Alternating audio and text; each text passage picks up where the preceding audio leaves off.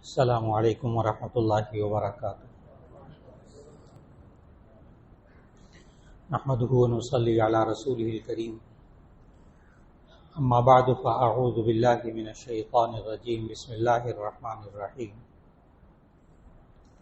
یا ایھا الناس انا خلقناکم من ذکر وانثی وجعلناکم شعوبا وقبائل لتعارفوا ان اکرمکم عند اللہ اتقاکم ان اللہ علیم خبیر۔ صدق اللہ العظیم۔ اللہ رب العزت نے پوری انسانیت کے لیے اس پوری کائنات کو پیدا کیا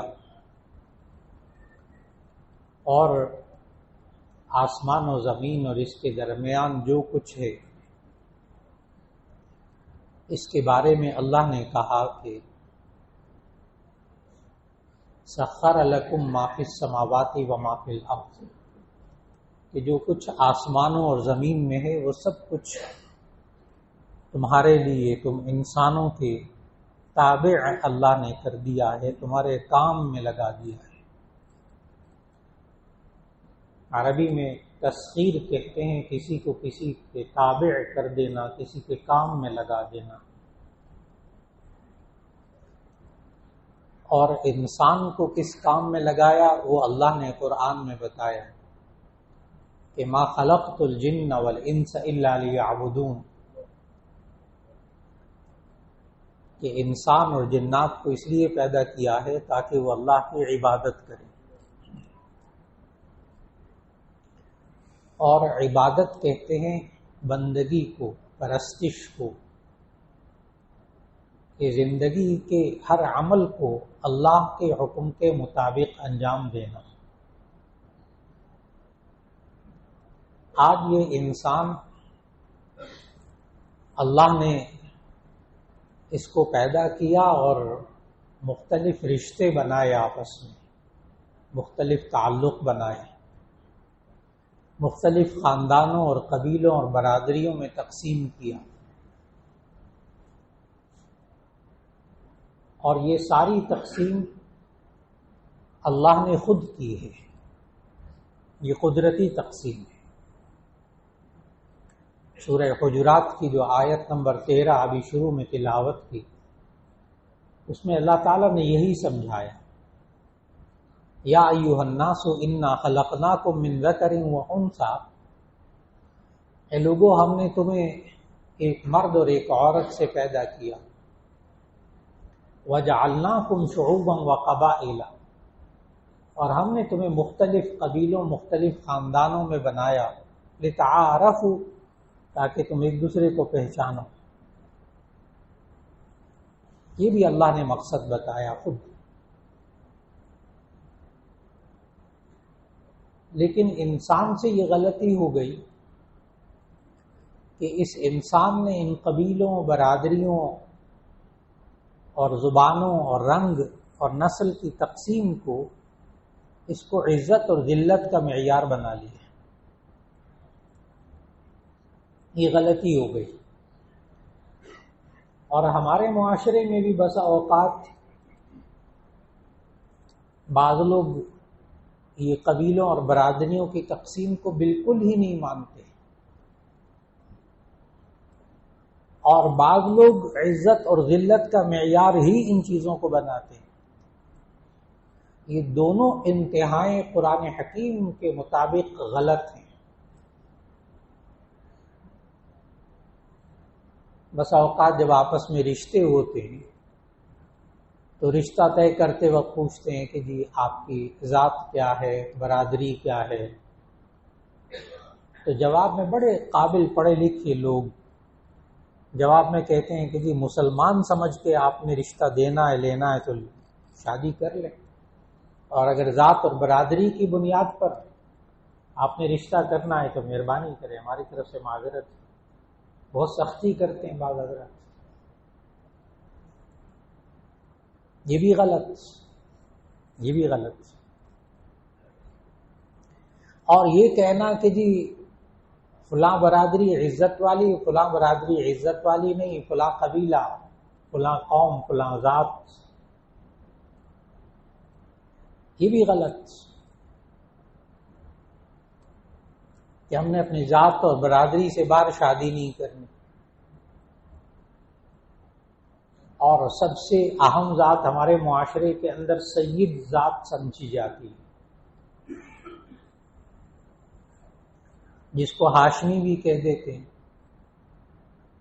جس کو آپ سمجھتے ہیں کہ ان کو زکوٰۃ نہیں دی جا سکتی، صدقہ نہیں دیا جا سکتا، کہ وہ دراصل نبی کریم صلی اللہ علیہ وسلم کے قبیلے اور خاندان سے ان کا تعلق ہوتا ہے۔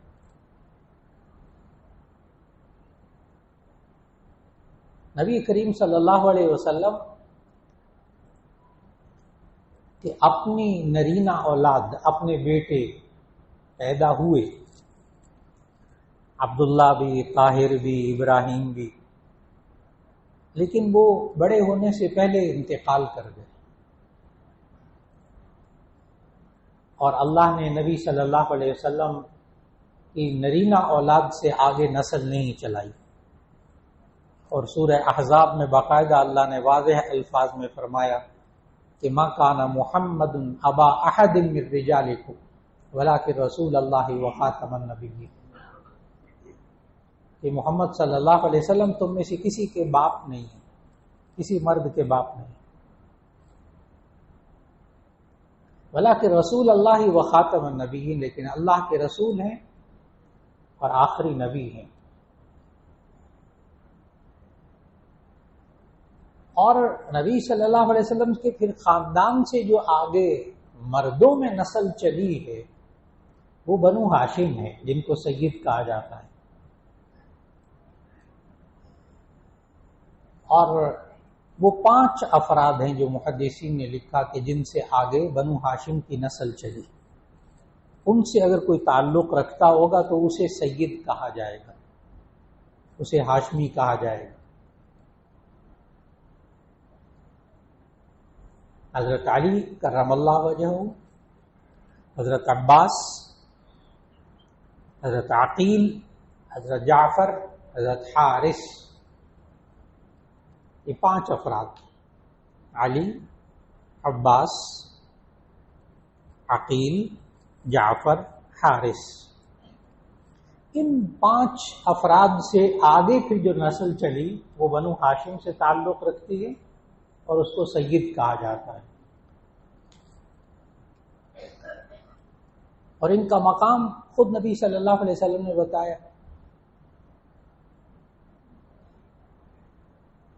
صحیح مسلم کی حدیث کے نبی صلی اللہ علیہ وسلم نے فرمایا لا تحل الصدقۃ لمحمد ولا لآل محمد صلی اللہ علیہ وسلم، کہ زکوٰۃ اور صدقات محمد صلی اللہ علیہ وسلم کے لیے اور آل محمد کے لیے حلال نہیں ہے، اس لیے نبی صلی اللہ علیہ وسلم خود بھی زکوٰۃ اور صدقہ نہیں کھاتے تھے۔ اور عجیب بات عرض کروں کہ نبی صلی اللہ علیہ وسلم، آخری نبی صلی اللہ علیہ وسلم کی یہ والی نشانی کہ آپ صدقہ اور زکوٰۃ نہیں کھائیں گے اور ہدیہ کھایا کریں گے، یہ گزشتہ آسمانی کتابوں میں نبی صلی اللہ علیہ وسلم کی نشانی موجود تھی۔ حضرت سلمان فارسی رضی اللہ تعالیٰ عنہ جب ایمان لائے تو اس سے پہلے وہ مختلف پادریوں کے پاس، بنیادی طور پر یہ پارسی تھے، مجوسی، آتش پرست، فارس میں رہتے تھے سلمان فارسی، بعد میں عیسائی مذہب قبول کر لیا، اس وقت تک نبی صلی اللہ علیہ وسلم تشریف نہیں لائے تھے۔ نبی صلی اللہ علیہ وسلم کی پیدائش سے تقریباً 70-80 سال پرانا، کیونکہ جب انہوں نے اسلام کو قبول کیا تھا سلمان فارسی رضی اللہ تعالیٰ عنہ، اس وقت ان کی عمر 90 سال تھی، اور اس سے پہلے وہ بہت وقت عیسائی پادریوں کے پاس رہے تھے۔ جو آخری پادری تھا نا عموریہ کا، تو اس سے انہوں نے پوچھا تھا کہ اب آپ کی اگر وفات ہو جائے آپ کے بعد میں کس سے رابطہ کروں، تو اس عموریہ کے پادری نے سلمان فارسی رضی اللہ تعالیٰ عنہ کو کہا تھا کہ اب کہیں اور نہ جاؤ کسی اور پادری کے پاس، اب آخری نبی کے آنے کا وقت ہو گیا ہے، اور میں تمہیں ان کی 3 نشانیاں بتاتا ہوں، حدیث میں موجود 3 نشانیاں حضرت سلمان فارسی خود بیان کرتے ہیں۔ ایک نشانی ہے کہ وہ کھجوروں والی پتھریلی زمین میں آئیں گے، نمبر 2 نشانی کہ ان کے دونوں کندھوں کے درمیان مہر نبوت ہوگی، اور تیسری نشانی یہ کہ وہ صدقہ نہیں کھائیں گے، وہ ہدیہ کھائیں گے۔ سلمان فارسی رضی اللہ تعالیٰ عنہ مکے سے سفر کرتے ہوئے کہیں مدینہ یثرب میں پہنچے، اور پھر وہاں جو باتیں پیش آئیں تو سلمان فارسی خود آئے نبی صلی اللہ علیہ وسلم کی خدمت میں، وہاں قباء کے علاقے میں یہودی کے ہاں تھے، تو دیکھ لیا کہ آخری نبی ہونے کے جو انسان دعویٰ کر رہے ہیں وہ کھجوروں والی پتھریلی زمین میں آئے ہیں۔ پھر دوسری نشانی یہ بھی دیکھنے کے لیے صدقہ کھائیں گے یا ہدیہ کھائیں گے، کہ ایک دن کھجوریں لے کے پہنچ گئے نبی صلی اللہ علیہ وسلم کی خدمت میں اور کہا کہ اللہ کے رسول یہ آپ قبول کیجئے۔ نبی صلی اللہ علیہ وسلم پوچھا یہ کیا ہے؟ تو کہنے لگے صدقہ ہے۔ کہنے لگے ادفعها فإنا لا نأكل الصدقہ، اسے ہٹا دو، ہم صدقہ نہیں کھاتے۔ اگلے دن پھر کھجوریں لے کر گئے اور جا کر پیش کی، تو نبی صلی اللہ علیہ وسلم نے پوچھا کیسی کھجوریں؟ کہا یا رسول آپ کے لیے ہدیہ ہیں۔ تو نبی صلی اللہ علیہ وسلم نے فرمایا ہاں دسترخوان بچھائیے، سب کھائیں گے۔ 2 نشانیاں ہو گئیں۔ پھر وہ گھوم کر نبی صلی اللہ علیہ وسلم کے پیچھے آئے تو کندھوں کے درمیان جو سرمئی رنگ کا گوشت ابھرا ہوا تھا جسے مہر نبوت کہتے ہیں، اس کا تذکرہ بھی گزشتہ آسمانی کتابوں میں تھا، آخری نبی کی جسمانی نشانیوں میں سے۔ تو انہوں نے چوما مہر نبوت کو اور اسلام قبول کیا۔ تو جو بات عرض کرنا چاہتا تھا کہ نبی صلی اللہ علیہ وسلم نے فرمایا کہ میری آل کے لیے صدقہ حلال نہیں ہے، اس لیے سید کو صدقہ زکوٰۃ آپ نہیں دے سکتے، اور طرح اس کی مدد کر سکتے ہیں، عطیہ کہہ کر، گفٹ دے کر، اور طریقوں سے، لیکن صدقہ زکوٰۃ ان کو نہیں دیں گے۔ تو نبی صلی اللہ علیہ وسلم نے آل محمد کی خصوصیت بتائی سید کی، لیکن میں بتا رہا تھا کہ ہمارے معاشرے کے اندر سید ذات کو بہت ایک مقام دیا جاتا ہے، بہت ضروری، بہت اچھا، لیکن نبی صلی اللہ علیہ وسلم نے خود بنو ہاشم کے علاوہ اپنی بیٹیوں کی شادی کی، سید خاندان سے ہٹ کر اپنی بیٹیوں کی شادی۔ اس کی سب سے بڑی مثال حضرت عثمان غنی رضی اللہ تعالیٰ عنہ، یہ بنو امیہ میں سے تھے، یہ بنو ہاشم میں سے تھے ہی نہیں۔ اور بنو امیہ بنو ہاشم میں، بنو عباس میں کتنا آپس میں دوری رہی، آپ حضرات کو تاریخ معلوم، لیکن اپنی بیٹی ایک بنو امیہ میں، پھر وہ انتقال کر گئی، پھر دوسری بیٹی بھی حضرت عثمان غنی رضی اللہ تعالیٰ عنہ شادی۔ اس لیے ایک تو یہ گزارش کہ شادیاں کرتے وقت ذات برادریوں کی تقسیم، اس کو پہچاننا، اس کو معلوم کرنا، اس کو بتانا کوئی بری بات نہیں، بلکہ یہ تعارف کے لیے ہے، لتعارفوا۔ اللہ ہی نے ان قبیلوں، خاندانوں، برادریوں کو بنایا تاکہ ایک دوسرے کو پہچانے، تعارف مقصود ہے۔ اللہ کو معلوم تھا کہ یہ انسان جب میں اس کو قبیلوں اور برادریوں میں تقسیم کروں گا تو یہ انہی قبیلوں اور خاندان اور برادریوں کو عزت اور ذلت کا معیار بنا لے گا۔ چنانچہ اسی آیت نمبر 13 میں، سورہ حجرات کی اسی آیت نمبر 13 میں جہاں اللہ نے کہا کہ میں نے بنائے ہیں قبیلے، خاندان، برادریاں، وہاں اللہ نے پھر ایک اور بات بھی فرما دی، یا ایھا الناس انا خلقناکم من ذکر وانثی وجعلناکم شعوبا وقبائل لتعارفوا ان اکرمکم عند اللہ اتقاکم، بے شک تم میں سے زیادہ عزت والا اللہ کے نزدیک وہ ہے جو زیادہ پرہیزگار ہے، زیادہ متقی ہے، زیادہ اللہ کی بات کو مان کر زندگی گزارنے والا، وہ اللہ کے نزدیک زیادہ عزت والا۔ اور یہ مسلمانوں کے درمیان خاص طور پر یہ بر صغیر کے اندر جو ذات اور پات کی تقسیم میں عزت اور ذلت کا معیار آیا، یہ ہندوؤں کی طرف سے آیا، ہندو مت کی طرف سے۔ ہندوؤں کے ہاں آج بھی ذات پات کی تقسیم 4 ذاتوں میں بنیادی طور پر تقسیم کرتے ہیں وہ انسانوں کو، ہندوؤں کو۔ سب سے اونچی ذات برہمن کی، اور اس سے نچلی ذات کھتری، اس سے نچلی ذات ویش، اس سے نچلی ذات شودر، برہمن، کھتری، ویش، شودر۔ برہمن بہت اونچی ذات، شودر ہے ہندو لیکن گھٹیا ذات۔ آج بھی اس سیکولر کہلانے والے انڈیا کے اندر بڑے اسٹیشنوں کے اندر اب ختم کر دیا دباؤ کی وجہ سے، عالمی دباؤ کی وجہ سے، ورنہ باقی تمام اسٹیشنز پر آج بھی انڈیا کے اندر یہ صورتحال ہے کہ اسٹیشن کے اوپر ٹینکی بنی ہوئی ہے پانی پینے کی، تو ایک ٹوٹی کے اوپر لکھا ہوا ہے یہ برہمن کے پانی پینے کی جگہ، اور ایک کے اوپر آج بھی لکھا ہوا ہے کہ یہ شودر کے پانی پینے کی جگہ، یعنی جس جگہ سے برہمن پانی پیتا ہے وہاں سے شودر پانی بھی نہیں پی سکتا۔ برہمن جو ہے وہ جہاں شادی کرتا ہے، جہاں رشتے کرتا ہے، وہاں شودر رشتے نہیں کر سکتا۔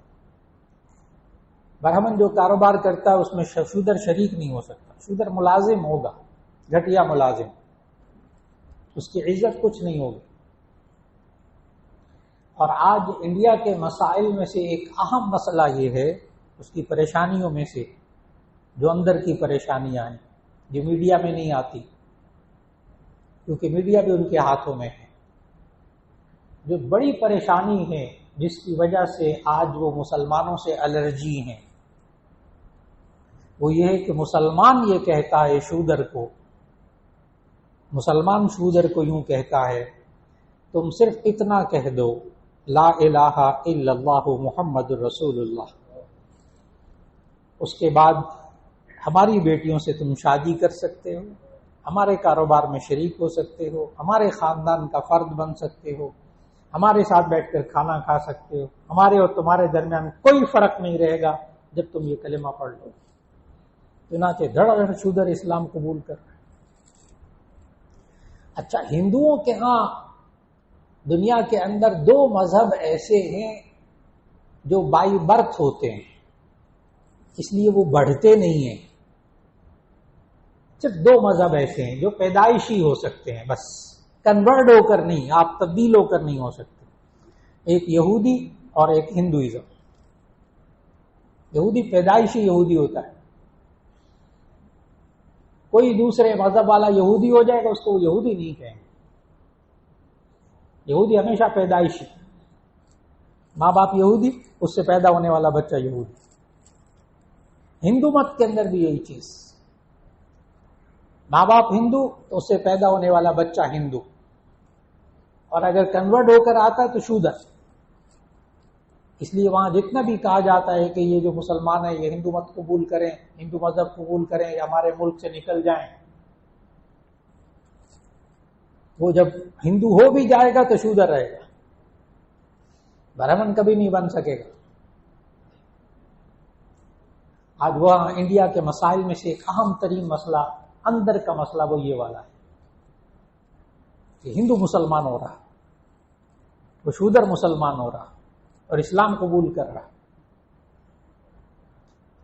جتنا دنیا میں آپ دیکھیں گے اسلام قبول کرنے والوں کی تعداد میں بھی خوب اضافہ ہو رہا، لیکن اس کے باوجود کہ مسلمانوں کی تعداد اتنی ہو گئی، کئی ارب تعداد ہو گئی مسلمانوں کی، اس کے ہوتے ہوئے مسلمان کمزور کیوں ہیں؟ ایک تو یہ بات سمجھانی تھی کہ آج مسلمان جو کمزور ہوا اس ایک وجہ سے کہ اس میں عزت اور ذلت کا معیار دین کے بجائے کسی اور چیز کو بنایا، اور ہمارے معاشرے کے اندر مالدار اور غریب، یہ ایک اور عزت اور ذلت کا معیار ہمارے سامنے آیا، جس کی وجہ سے مسلمان پستا چلا گیا۔ مالدار غریبوں میں شادی نہیں کرتے، غریب مالداروں میں شادی نہیں کرتے، لڑکے والے بھی دیکھتے ہیں، لڑکی والے بھی دیکھتے ہیں۔ اور نبی کریم صلی اللہ علیہ وسلم نے بخاری شریف کی حدیث میں، ان احادیث میں جس میں نبی صلی اللہ علیہ وسلم نے رشتہ تلاش کرتے ہوئے بتایا کہ کیا چیزیں سامنے رکھنی چاہیے، تو فرمایا کہ لوگ 5 چیزیں سامنے رکھتے ہیں رشتہ تلاش کرتے وقت۔ اب دیکھیے گا خرابی کہاں آتی ہے، کہاں سے مسلمان کمزور ہوتا ہے، کہاں سے مسلمان کا پورا معاشرتی ڈھانچہ کمزور ہوتا ہے۔ نبی کریم صلی اللہ علیہ وسلم نے بتایا کہ یہ انسان رشتہ کرتے وقت 5 چیزوں کو دیکھتا ہے۔ نمبر 1 اس کا دین، اس کا دین مسلمان بھی ہے کہ نہیں۔ نمبر 2 اس کا اخلاق، اس کا کردار۔ نمبر 3 حسب و نسب، خاندان۔ نمبر 4 شکل و صورت۔ نمبر 5 مال و دولت۔ پھر نبی صلی اللہ علیہ وسلم نے فرمایا تم ان سب میں سے دین کو سب سے زیادہ اہمیت دو، دینداری کو اہمیت دو، کہ یہ مسلمان ہے، اسلام کے احکام پر عمل کرتا ہے۔ اور آج ہمارے معاشرے کے اندر بہت مشکل کہ یہ بات دیکھنا، کئی دفعہ رشتے ہو جاتے ہیں اور رشتے ہونے کے بعد میں پتہ چلتا ہے کہ وہ تو قادیانی نکلا، وہ تو فلاں نکلا، وہ تو مسلمان ہی نہیں۔ اور باہر کے ملکوں کے اندر تو یہ بے تحاشا کہ نوجوان نسل کے اندر اب 2 چیزیں، لڑکوں میں بھی لڑکیوں میں بھی 2 چیزیں آ گئی، ایک مال و دولت، ایک شکل و صورت۔ آج نوجوان صرف 2 چیزوں کو دیکھ رہا، ایک مال و دولت، ایک شکل و صورت۔ ہاں، ماں باپ جب رشتہ تلاش کرنے جاتے ہیں تو پھر وہ واقعی وہ دیکھ لیتے ہیں کہ حسب و نسب، خاندان اور اس کے ساتھ اخلاق و کردار۔ آج یہ انسان ان چیزوں میں سے بھی اگر عزت کا معیار ہے وہ صرف اور صرف تقویٰ، یہ انسان کتنا دین پر عمل کرنے والا ہے اتنی زیادہ اس کی اہمیت۔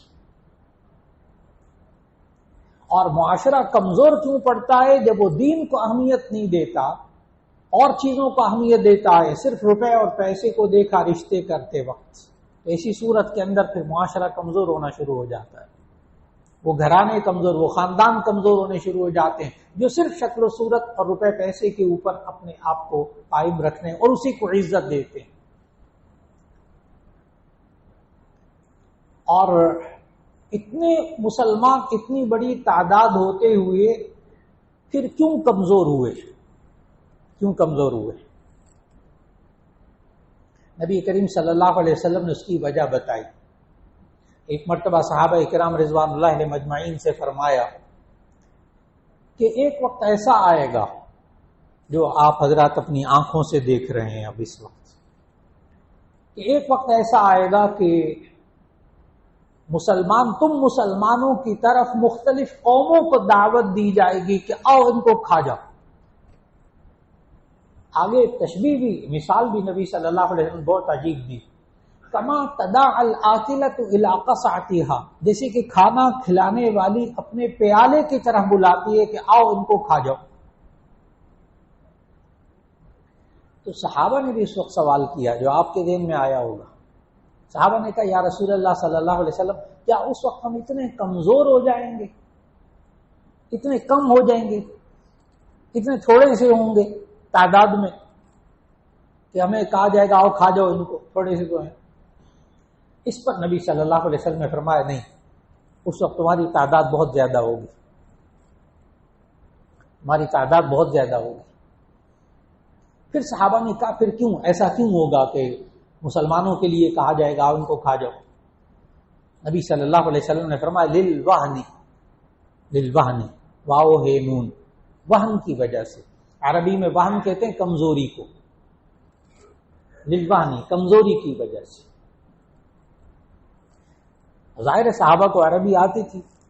پھر ایک صحابی نے پوچھا یا رسول اللہ مل وہن، یہ کمزوری کیا ہوتی ہے جس کی وجہ سے امت مسلمہ کے خلاف یوں کہا جائے گا آؤ ان کو کھا جاؤ؟ نبی کریم صلی اللہ علیہ وسلم نے ارشاد فرمایا للوہن، وہن کی وجہ سے۔ صحابہ نے آگے سے سوال کیا کہ وہ وہن اور کمزوری کیا ہے؟ مشکات شریف میں حدیث موجود، نبی صلی اللہ علیہ وسلم نے فرمایا وہ کمزوری امت مسلمہ کی اس وقت مسلمانوں کی تعداد جب بہت زیادہ ہو جائے گی، اور ان کے اندر کمزوری کیا پیدا ہو جائے گی؟ 2 چیزوں کی وجہ سے، حب الدنیا و کراہیت الموت، حب الدنیا و کراہیت الموت، ایک دنیا کی محبت اور ایک موت کو ناپسند کرنا،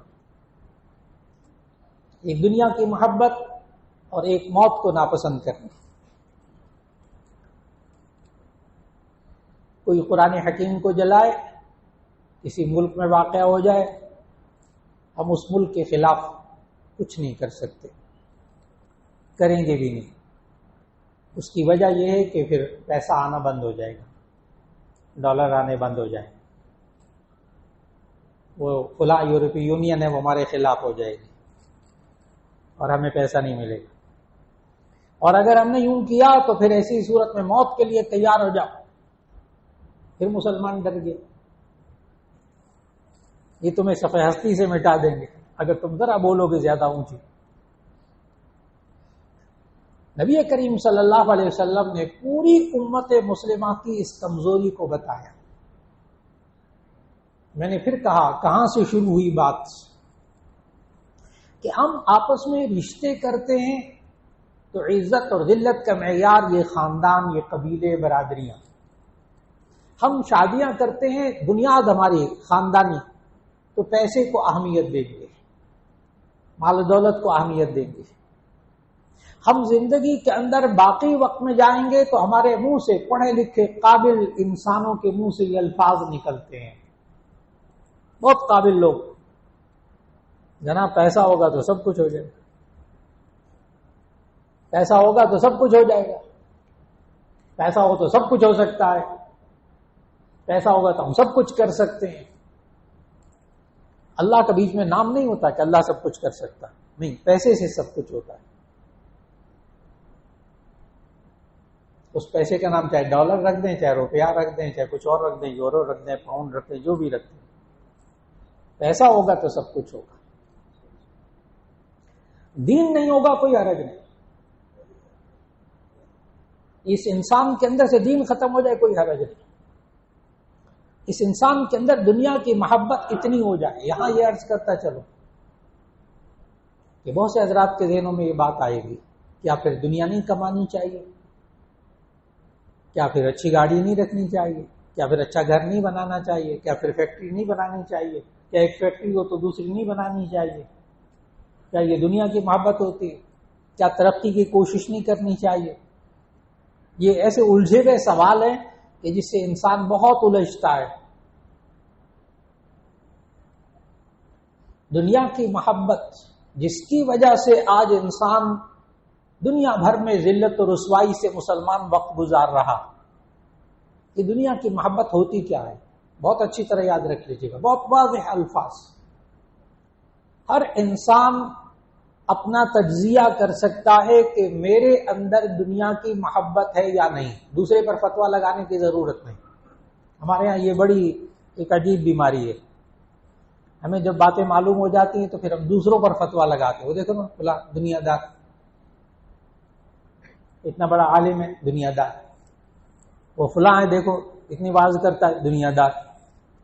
بہت اچھی طرح ذہن میں رکھیے گا، اس تقسیم نے بھی مسلمانوں کو بہت زیادہ ذلیل کیا. آج دیندار اور دنیا دار کی تقسیم ہے. بہت عجیب بات عرض کرنے لگا ہوں. دیندار اور دنیا دار کی تقسیم پورا قرآن پڑھیں، پوری حدیث کے ذخیرے کا مطالعہ کریں، آپ کو کہیں یہ تقسیم نہیں ملے گی قرآن اور حدیث میں، ایک دنیا دار ایک دیندار. اور عجیب بات بتانے لگا ہوں، یہ تقسیم کہاں ہے؟ یہ تقسیم عیسائیت میں ہے. دیندار دنیا دار کی تقسیم عیسائیت میں ہے، جو ہم مسلمانوں کے ساتھ بھی کی گئی، کہ انہوں نے کہا ایک دیندار مذہبی طبقہ، اس کو ویٹیکن سٹی بنا دیا، پورا شہر آباد کر دیا، وہاں ایئرپورٹ بنا دیے، وہاں کا پورا صوبہ بنا دیا ویٹیکن سٹی کو، اور سارے دینداروں کو کہا ادھر چلے جاؤ، سارے مولوی ان کے، سارے مولوی یہاں رہو، بس ہم تمہیں چندہ دیں گے، عیسائیوں میں ہم تمہیں چندہ دیں گے، تمہارے کھانے پینے کا انتظام سارا ہمارا، یہ تم رہو اس شہر کے اندر، ہمیں دنیا کے اندر رہنے دو، جو مرضی کریں، بس ہم تم پیسے دے دیں گے، اور آ کر اتوار کو ہم عبادت کر لیا کریں گے، ہمارے سارے گناہوں کو بخشوا دینا، بس. ہم دنیا دار باہر رہنے والے اور ویٹیکن سٹی کے اندر رہنے والے دیندار. میں نے بتایا یہ تقسیم عیسائیت میں ہے، اسلام میں نہیں ہے. کیا 100% دنیا دار شخص کیا 100% دیندار ہو سکتا ہے؟ تو اس کا جواب ہے کہ جی ہاں.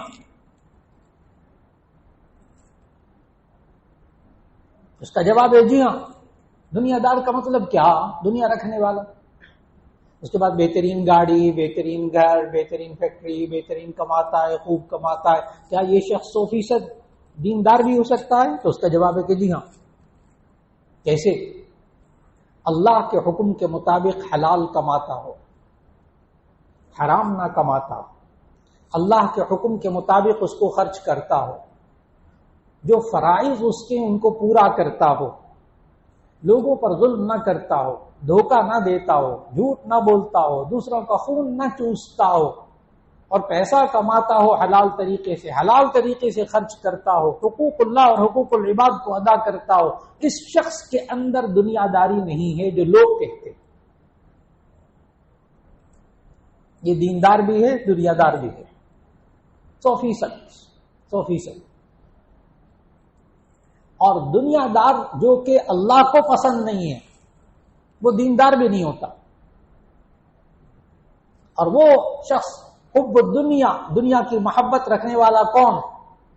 کماتے وقت بالکل خیال نہ رکھے حلال ہے کہ حرام ہے،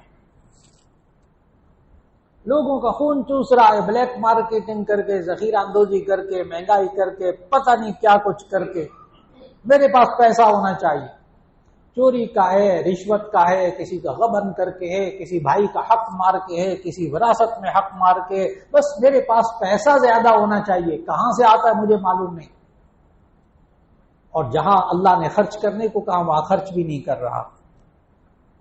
یہ وہ ہے جس کے اندر دنیا کی محبت موجود ہے۔ اگر وہ خوب کما رہا، خوب ترقی کر رہا، کوشش کر رہا، دن رات کر رہا، حقوق اللہ حقوق العباد کو ادا کر رہا، اللہ کے احکامات کا خیال رکھ رہا، یہ اللہ کے نزدیک کامیاب انسان، یہ اللہ کے نزدیک کامیاب انسان۔ آج کی نشست میں صرف یہ عرض کر رہا تھا کہ آج مسلمان ذلت میں کیوں گئے، عزت اور ذلت کا معیار اللہ نے کیا رکھا، اور کیا قباحتیں پیدا ہو گئیں امت مسلمہ کے اندر، اجتماعی طور پر اور انفرادی طور پر کیا خامیاں پیدا ہو گئیں جس کی وجہ سے آج اتنی بڑی تعداد میں مسلمان ہوتے ہوئے بھی اتنے کمزور ہو گئے۔ اس کا واحد حل کہ امت مسلمہ آپس کے تمام جھگڑوں کو ختم کر کے، کیونکہ اللہ نے قرآن میں کہا لا تنازعوا فتفشلوا، تم آپس میں مت جھگڑو تم کمزور ہو جاؤ گے، یہ ایک اور کمزوری کی وجہ، آپس میں لڑنا اور اللہ کے احکام پر عمل نہ کرنا۔ آج یہ انسان اللہ کے احکام پر، قرآن کے احکام پر عمل کرنا شروع کر دے، پوری امت قرآن کے تمام احکام پر عمل کرنا شروع کر دے، قرآن کو سمجھنا شروع کر دے۔ بہت دعوے سے عرض کرتا ہوں کہ پوری دنیا میں کسی انسان کو یہ پھر نہیں، اس بات کی ہمت نہیں ہو سکے گی کہ وہ آپ کے ہوتے ہوئے قرآن کو جلانے کی کوشش کرے، اس کی بے حرمتی کوشش کرے۔ جب انسان نے خود قرآن پر عمل کرنا چھوڑ دیا، قرآن سے دور ہو گیا، کہلانے کا صرف نام کا مسلمان ہو گیا، دنیا کی محبت اور موت کی ناپسندیدگی اس کے اندر آ گئی، اتنی بڑی تعداد ہوتے ہوئے بھی اتنا کمزور ہو گیا، کہتے ہیں آؤ کھا جاؤ ان کو ختم کرو۔ اللہ رب العزت ہمیں اس ذلت اور کمزوری سے انفرادی طور پر بھی اور اجتماعی طور پر بھی اللہ نکلنے کی توفیق عطا فرمائے، اور ہمیں اللہ قرآن حکیم کو سمجھنے اور سنت نبویہ پر اور قرآن پر عمل کرنے کی توفیق عطا فرمائے۔ وآخر دعوانا ان الحمد للہ رب العالمین۔